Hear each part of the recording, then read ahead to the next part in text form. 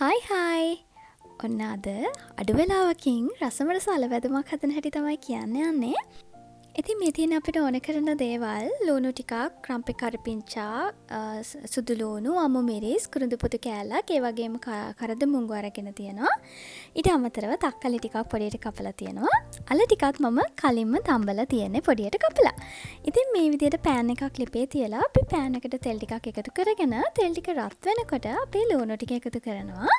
ලුණු ටික විනාඩි 2ක් විතර තෙලේ තැම්බෙන්න දීලා අපි එකතු කරන්නේ අනෙත් දේවල් ටික රම්පි කරපිංචා සුදු ලුණු එතකොට කුරුඳු පොතු අමු මිරිස් මේ ඔක්කොම අපි එකතු කර ගන්නවා.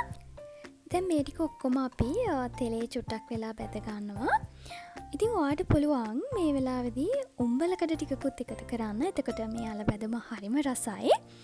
ඉතින් ඊළඟට මම එකතු කරගත්ත කහ කුඩු සහ ලුණු කුඩු. දැන් අල තම්බන වෙලාවේදීත් ඔයාට කහ චුට්ටක් දාලා අල තම්බ ගන්න පුළුවන්.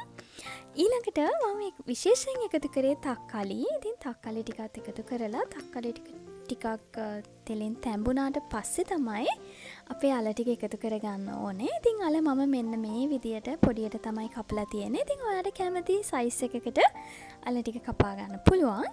ස්පයිසස් හැටියට මම එකතු කරගත්තේ කෑලි මිරිස්, ඒ වගේම ගම් මිරිස්. ඉතින් ඔයාට පුළුවන් ඔයාට කන්න කැමති සැර ප්‍රමාණ අනුව මේ දේවල් එකතු කරගන්න. ඉතින් හරිම ලේසියෙන් අඩු වෙලාවකින් හදන්න පුළුවන් අල බැදමක් මේක.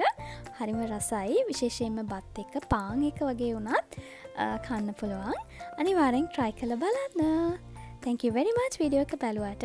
අලුත් වීඩියෝ එකකින් ඉක්මනටම හම්බ වෙන එක හැමෝම සතුටින් පරිස්සමින් ඉන්න. ගිහින් එන්න. Bye.